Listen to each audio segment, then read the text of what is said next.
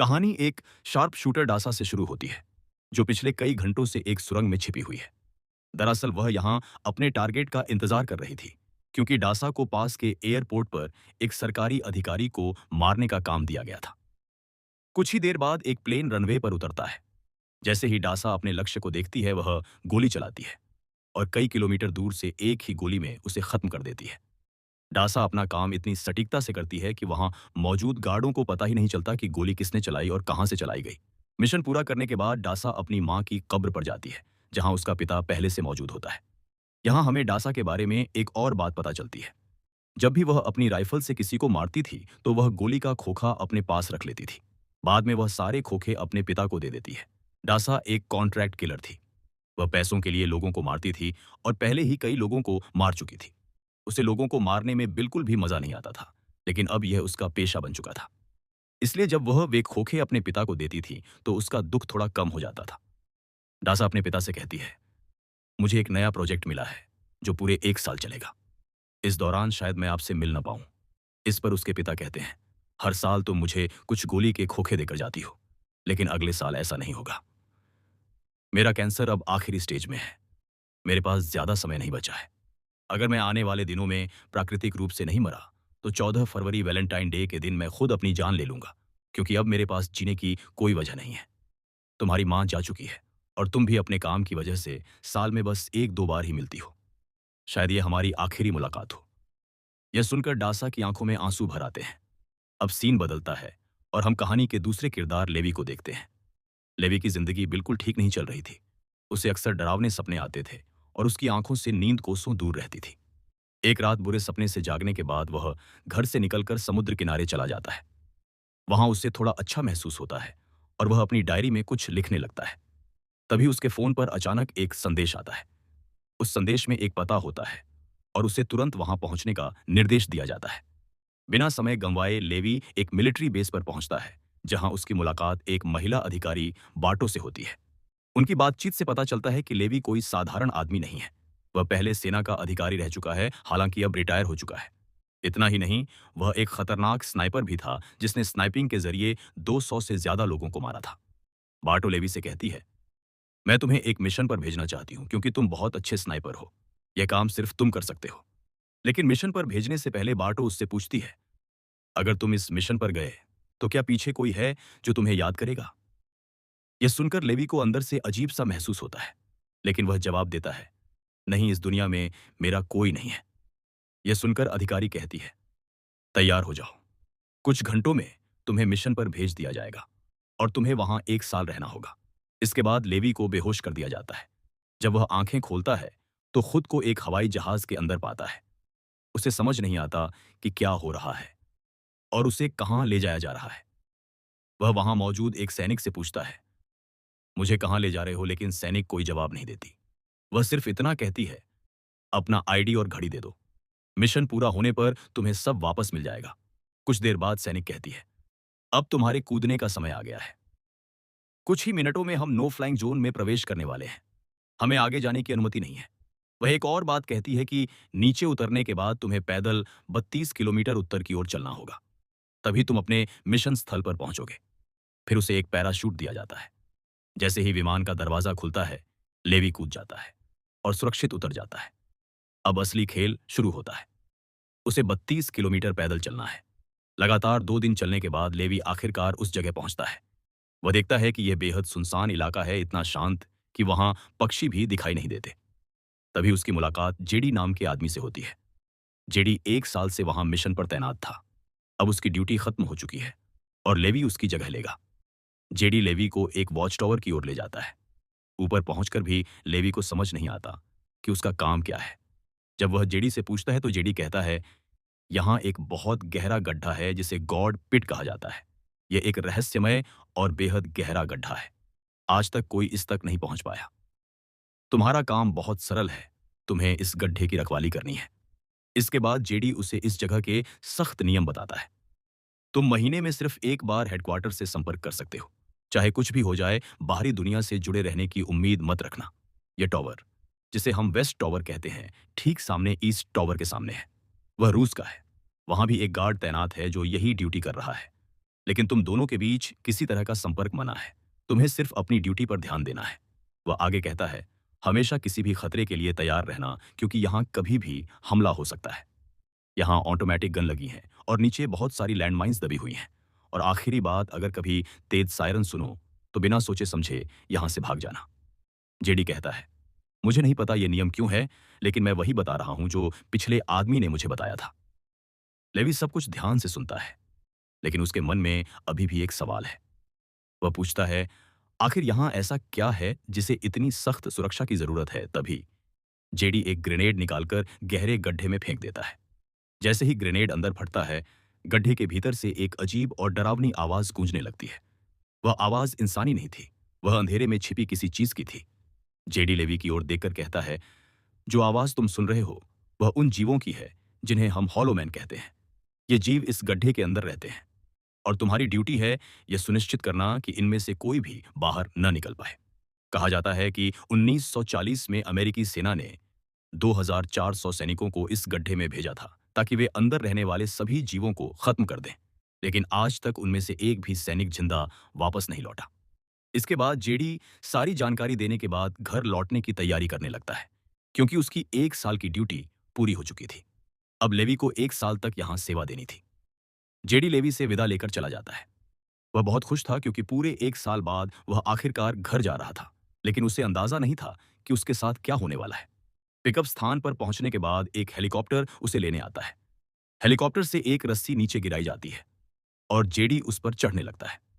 अंदर बैठा सैनिक पहले उसकी पहचान की पुष्टि करता है। जेडी सारी जानकारी देता है, लेकिन जैसे ही वह अपनी बात खत्म करता है, सैनिक उसे गोली मार देता है और रस्सी काट देता है, जिससे वह सीधे नीचे गिर जाता है। यहां एक बात साफ हो जाती है, जो भी इस जगह आता है वह कभी जिंदा वापस नहीं लौटता। अगले दिन लेवी अपनी ड्यूटी शुरू करता है। वह कुछ रिपोर्ट्स चेक करता है और खाली हो चुकी ऑटोमेटिक गनों में गोलियां भरता है। इसी तरह दिन बीतते जाते हैं। 1 महीना गुजर जाता है। अब लेवी इस जगह से ऊबने लगता है। वह सोचता है, क्या मुझे सच में पूरा 1 साल यहाँ अकेले रहना होगा? ना कोई बात करने वाला, न कोई मनोरंजन। समय बिताने के लिए वह अलमारी में रखी किताबें पढ़ने का फैसला करता है। किताबें निकालते समय उसकी नज़र अलमारी के पीछे की दीवार पर पड़ती है, जहाँ कई नोट्स लिखे हुए थे। ये उन लोगों के नोट्स थे जिन्होंने उससे पहले इस टॉवर पर ड्यूटी की थी। हर नोट में डर, अकेलापन और हॉलोमैन के खतरे का जिक्र था। एक दिन लेवी को वेस्ट टॉवर से मशीनों की आवाज सुनाई देती है। वह तुरंत दूरबीन उठाकर ईस्ट टॉवर की ओर देखता है। वहां उसे एक महिला दिखाई देती है। वह और कोई नहीं बल्कि डासा थी, जिसे उसकी बेहतरीन स्नाइपिंग स्किल्स की वजह से ईस्ट टॉवर पर तैनात किया गया था। जैसे ही लेवी डासा की खूबसूरती देखता है, उसकी नजरें उससे हटती नहीं, लेकिन वह उससे बात नहीं कर सकता क्योंकि यह नियमों के खिलाफ है। डासा भी जानती है कि वेस्ट टॉवर पर लेवी नाम का गार्ड तैनात है। दिन इसी तरह गुजरते हैं और दोनों सोचते रहते हैं कि क्या उन्हें एक दूसरे से बात करनी चाहिए या नहीं। कुछ दिनों बाद डासा का जन्मदिन आता है। अकेलेपन से घिरी डासा सोचती है कि उसे किसी से बात करनी चाहिए। वह लेवी से बात करने की कोशिश करती है। एक व्हाइट बोर्ड का इस्तेमाल करके वह लिखती है, तुम्हारा नाम क्या है? लेवी नियम याद करते हुए जवाब लिखता है, हम अपने नाम साझा नहीं कर सकते। लेकिन डासा मुस्कुराकर लिखती है, मेरा नाम डासा है। लेवी बिना ज्यादा सोचे अपना नाम लिख देता है। लेवी डासा फिर लिखती है, आज मेरा जन्मदिन है, और खुशी से नाचने लगती है। फिर वह लिखती है, क्या तुम्हें डांस करना आता है? लेवी जवाब देता है, नहीं, मुझे बिल्कुल डांस करना नहीं आता। इस पर डासा पूछती है, तो तुम्हें क्या आता है? लेवी लिखता है, मैं शूटिंग में अच्छा हूं। डासा उसकी शूटिंग स्किल्स टेस्ट करने का फैसला करती है। वह अपने टॉवर पर एक छोटी बोतल रखती है। लेवी निशाना लगाकर एक ही गोली में बोतल तोड़ देता है। डासा भी पीछे नहीं रहती और अपनी शूटिंग स्किल दिखाती है। धीरे धीरे दोनों के बीच बातचीत बढ़ने लगती है, लेकिन तभी डासा अचानक गड्ढे की ओर देखती है और तुरंत लेवी को सतर्क करती है। नीचे देखो। जैसे ही लेवी नीचे देखता है, वह हैरान रह जाता है। एक दो नहीं बल्कि हजारों जीव ऊपर चढ़ रहे थे। लेवी तुरंत अपनी स्नाइपर राइफल उठाकर एक एक करके उन्हें मारने लगता है, लेकिन वे बहुत ज्यादा थे, इसलिए डासा भी अपनी मशीन गन से फायरिंग शुरू कर देती है। अब जीव डासा के टॉवर की ओर भी बढ़ने लगते हैं। दोनों अपनी अपनी तरफ से फायरिंग जारी रखते हैं। तभी लेवी देखता है कि एक जीव डासा के टॉवर की चोटी तक पहुंच गया है और उस पर हमला करने ही वाला है। लेवी वेस्ट टॉवर से सटीक निशाना लगाकर उसे मार गिराता है। सब शांत होने के बाद डासा मुस्कुराकर लिखती है, यह मेरी जिंदगी का सबसे अच्छा जन्मदिन था। दोस्ती होने के बाद दोनों अपने दिन खुशी से बिताने लगते हैं। अब उन्हें अकेलापन महसूस नहीं होता। लेकिन एक दिन डासा बहुत दुखी होती है क्योंकि 14 फरवरी है और उसे अपने पिता की बात याद आती है। वह बोर्ड पर लिखती है, आज मैं बहुत अकेला महसूस कर रही हूँ। काश आज कोई मेरे साथ होता। लेवी जो पहले दिन से ही डासा से मिलना चाहता था, अब खुद को रोक नहीं पाता। वह ईस्ट टावर जाने की योजना बनाता है। अगली सुबह वह रॉकेट लॉन्चर से एक मजबूत रस्सी डासा के टावर की ओर फेंकता है। डासा बाहर आकर रस्सी को एक पेड़ से बांध देती है ताकि लेवी उस पर चढ़कर आ सके। लेवी रस्सी पर आगे बढ़ना शुरू करता है, लेकिन बीच में फंस जाता है। आधे घंटे की मशक्कत के बाद वह आखिरकार डासा के टावर पहुंच जाता है। डासा उसका स्वागत करते हुए मजाक करती है, तुमसे पसीने की बदबू आ रही है, पहले नहा लो फिर मिलूंगी। लेवी हंसकर सिर हिला देता है। डासा शरारत में उसके कपड़े छिपा देती है और सीसीटीवी से उसे नहाते हुए देखती है। बाद में दोनों साथ बैठकर देर तक बातें करते हैं। डासा अपनी पूरी कहानी बताती है और कहती है कि अब इस दुनिया में उसका कोई नहीं बचा। उसका पिता भी शायद कल खुदकुशी कर चुका होगा। लेवी भी अपने डरावने सपनों और सेना के अनुभवों के बारे में बताता है। रात हो जाती है। डासा धीमा संगीत चलाती है और दोनों नाचने लगते हैं। नाचते नाचते वे करीब आ जाते हैं और उनके बीच प्यार पनपने लगता है। कुछ देर बाद लेवी मुस्कुराकर कहता है, मैंने तुम्हारे लिए एक कविता लिखी है, जब हम यहां से निकलेंगे तब दूंगा। अगले दिन लेवी को अपने वेस्ट टावर लौटना होता है। वह डासा को अलविदा कहकर रस्सी के सहारे वापस जाने लगता है। डासा उसे जाते हुए देखती रहती है। तभी कुछ जीव फिर टावर की ओर चढ़ने लगते हैं। एक जीव लैंडमाइन पर चढ़ जाता है और वो फट जाती है। विस्फोट का एक टुकड़ा रस्सी को काट देता है और लेवी सीधे गड्ढे में गिर जाता है। लेवी को गिरते देख डासा बिना सोचे पैराशूट लेकर उसके पीछे कूद जाती है। वह एक तेज बहती नदी में गिरती है और किसी तरह तैरकर किनारे पहुंचती है। दूसरी ओर लेवी एक बड़े पेड़ पर गिरता है। होश आने पर वह एक विशाल कीड़े जैसे जीव को अपनी ओर आते देखता है। तभी शाखा टूटती है और वह जड़ों पर गिर जाता है। जड़ें उसे जकड़ लेती हैं, लेकिन तभी डासा पहुंचकर चाकू से जड़ों को काटकर उसे बचा लेती है। दोनों आगे बढ़ते हैं तो कुछ भयानक जीव उन पर हमला करते हैं। भीषण लड़ाई होती है और वे दोनों जीवों को मार गिराते हैं। लेवी देखता है कि एक जीव ने पुरानी अमेरिकी सेना की वर्दी पहनी हुई है। उसे झेड़ी की बात याद आती है कि 1940 में भेजे गए सैनिक कभी वापस नहीं लौटे। लेवी और डासा चलते रहते हैं जब तक वे एक ऐसी डरावनी जगह पर नहीं पहुंच जाते जो किसी बुरे सपने से निकली हुई लगती है। उनके चारों ओर सड़ते हुए इंसानी लाशें पड़ी होती हैं और इससे भी ज्यादा डरावनी बात यह है कि उन शवों के मांस से पौधे उग रहे होते हैं। ऐसा लगता है जैसे किसी घातक वायरस ने इस पूरी जगह पर कब्जा कर लिया हो। अचानक पेड़ों के बीच हलचल होती है। लेवी और डासा तुरंत समझ जाते हैं कि वे जीव फिर से उनका पीछा कर रहे हैं। भागते हुए लेवी को पहाड़ के किनारे एक पुरानी सुरंग दिखाई देती है, तो वे जल्दी से अंदर घुस जाते हैं और समझते हैं कि यह दरअसल एक छोड़ी हुई प्रयोगशाला है। अंदर सब कुछ टूटा हुआ था, जैसे कांच के टुकड़े, मशीनें और जंग लगे कंटेनर हर जगह बिखरे पड़े हैं। लेवी को एक पुरानी डीवीडी टेप मिलती है। जब वह उसे चलाता है तो स्क्रीन पर एक महिला दिखाई देती है। वह महिला कहती है, हम यहाँ एक सीक्रेट केमिकल मिसाइल योजना पर काम कर रहे थे। इसमें सैकड़ों वैज्ञानिक शामिल थे। लेकिन एक दिन यहाँ भूकंप आ गया। झटके से मिसाइल का केमिकल लीक हो गया और जहरीली गैस हवा में फैल गई और कुछ ही घंटों में लोग इन्फेक्टेड होने लगे। मैं भी संक्रमित हो चुकी हूँ। और वह अपने पेट को दिखाते हुए कहती है, हमने सेना को सब कुछ बता दिया था। हमने उनसे कहा था कि इन्फेक्शन को फैलने से रोकने के लिए इस पूरे इलाके पर बम गिरा दें, लेकिन उन्होंने हमारी बात नहीं सुनी। वीडियो देखने के बाद लेवी को लैब में एक एडवांस कंप्यूटर मिलता है। वह हैरान रह जाता है, इतनी पुरानी जगह पर इतना एडवांस कंप्यूटर कैसे हो सकता है। वह उसे चालू करता है और डेटा देखकर डर जाता है। उसमें डार्क लेक नाम की एक कंपनी के अस्तित्व का खुलासा होता है, जो पैरामिलिट्री फोर्स बनाती है। यह कंपनी इस इलाके से इन्फेक्टेड नमूने इकट्ठा कर रही थी ताकि प्रयोग करके अपने सैनिकों को सुपर सोल्जर में बदला जा सके। यही वजह थी कि कोई भी देश इस जगह को नष्ट नहीं करना चाहता था। लेवी को यह भी पता चलता है कि इस गड्ढे के अंदर एक विशाल मिसाइल छिपी है। अगर वह एक्टिवेट हो जाए तो 4.2 किलोमीटर के दायरे में सब कुछ नष्ट कर देगी। अब लेवी और डासा दोनों सच्चाई समझ जाते हैं।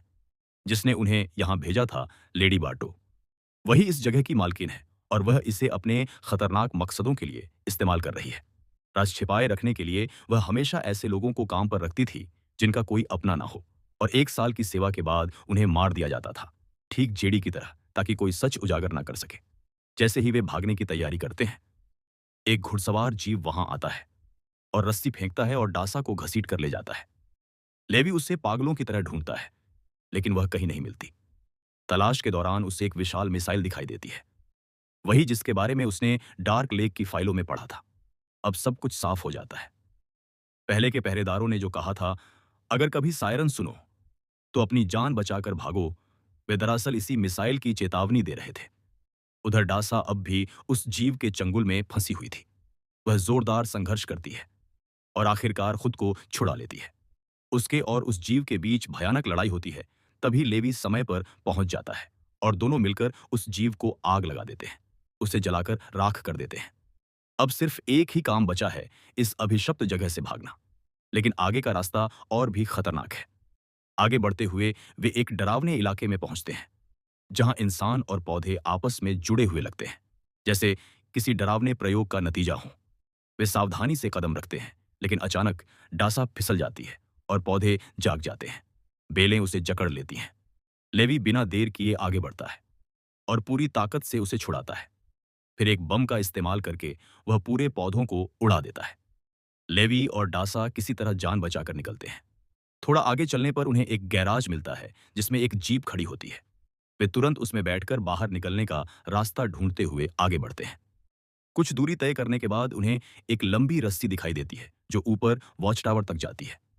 लेकिन अब वे जीप वहां भी पहुंच चुके हैं। हाथों से रस्सी चढ़ना उन्हें आसान निशाना बना देगा। इसलिए लेवी एक चालाक योजना बनाता है। वह जीप को रस्सी से बांध देता है और अंदर बैठे बैठे ऊपर चढ़ने लगता है, ताकि उनके हाथ लड़ने के लिए खाली रहें। जीव उन पर बेरहमी से हमला करते हैं और भयंकर लड़ाई शुरू हो जाती है, लेकिन उनकी संख्या बहुत ज्यादा थी। तभी लेवी को एक विचार आता है।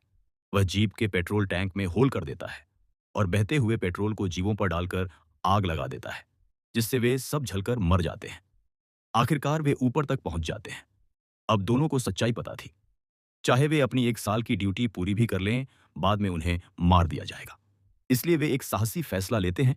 वे अब इस जगह की रक्षा नहीं करेंगे, बल्कि इसे पूरी तरह नष्ट कर देंगे, ताकि कोई और सैनिक यहां कभी फंसे नहीं। इसे नष्ट करने के बाद वे दूर जाकर साथ में नई जिंदगी शुरू करेंगे। डासा लेवी से कहती है, फ्रांस में मेरे पास छिपने की एक जगह है। हम वहां जाएंगे, शादी करेंगे और अपनी बाकी जिंदगी साथ बिताएंगे। लेवी सहमत होता है, लेकिन कहता है कि उससे पहले अपने टावर पर लौटना होगा। मैं वहां एक बम लगाऊंगा और मिसाइल को भी एक्टिवेट कर दूंगा। इससे पूरी जगह खत्म हो जाएगी। लेवी रस्सी के सहारे अपने टावर पर वापस चढ़ जाता है। इस बीच लेडी बार्टो उससे संपर्क करती है और शक भरे अंदाज में पूछती है, क्या तुम नीचे गड्ढे में गए थे? क्योंकि किसी ने हमारा कंप्यूटर चालू किया है। लेवी झूठ बोलता है, नहीं, मैं वहां नहीं गया। लेकिन बार्टो पहले से सच जानती है। उसने सब कुछ सिक्योरिटी कैमरों में देख लिया था। अनजान बनने का नाटक करते हुए बार्टो कहती है, अगर तुम नीचे नहीं गए तो जरूर पश्चिमी टावर वाला गार्ड गया होगा। एक काम करो, पश्चिमी टावर वाले को मार दो, क्योंकि उसने नियम तोड़े हैं। लेवी ऊपर से हाँ कर देता है, लेकिन बार्टो जानती है कि वह डासा को नहीं मारेगा। उसे समझ आ जाता है कि दोनों भागकर सच दुनिया के सामने लाना चाहते हैं, इसलिए वह खुद वहां आने का फैसला करती है। लेकिन उसके पहुंचने से पहले ही लेवी और डासा सब तैयार कर चुके होते हैं। लेवी टावर से दूर जाकर अपनी जिंदगी की सबसे लंबी गोली चलाता है। वह सीधे टावर पर निशाना लगाता है, जो मिसाइल से जुड़ा होता है। तुरंत एक तेज सायरन बजने लगता है। समय तेजी से खत्म हो रहा था। लेवी और डासा पूरी ताकत से दौड़ने लगते हैं, क्योंकि मिसाइल फटते ही 4.2 किलोमीटर के दायरे में सब कुछ नष्ट हो जाएगा। वे जंगल में जान बचाकर भागते हैं। डासा काफी दूर निकल जाती है और खुद को बचा लेती है, लेकिन लेवी की टांग घायल हो जाती है, जिससे वह धीमा पड़ जाता है। उधर बाटो को भी पता चल जाता है कि मिसाइल फटने वाली है, और तभी वह सक्रिय हो जाती है। एक विशाल विस्फोट पूरी धरती को हिला देता है। आग और धमाके की लहरें हर तरफ फैल जाती हैं। बाटो का हेलीकॉप्टर विस्फोट की चपेट में आ जाता है और वह तुरंत मर जाती है। डासा 4.2 किलोमीटर के खतरे वाले क्षेत्र से बाहर निकल चुकी होती है, इसलिए बच जाती है, लेकिन लेवी ब्लास्ट में फंस जाता है। धमाके की लहर उसे नीचे पानी में फेंक देती है। गड्ढा और उसके सारे जीव पूरी तरह नष्ट हो जाते हैं। अब सिर्फ डासा बचती है। वह एक ऊंची चट्टान पर खड़ी होकर लेवी का इंतजार करती है। रात हो जाती है, लेकिन उसका कोई पता नहीं चलता। उसकी आंखों में आंसू भर आते हैं जब उसे एहसास होता है कि लेवी हमेशा के लिए जा चुका है। कई महीनों बाद कहानी आगे बढ़ती है। डासा अब फ्रांस के एक होटल में वेट्रेस के रूप में नई जिंदगी शुरू कर चुकी है। लेकिन एक दिन जब वह मुड़ती है तो ठिठक जाती है। लेवी उसके सामने खड़ा होता है जिंदा। वह दौड़कर उसे कसकर गले लगा लेती है। इसी के साथ कहानी खत्म हो जाती है।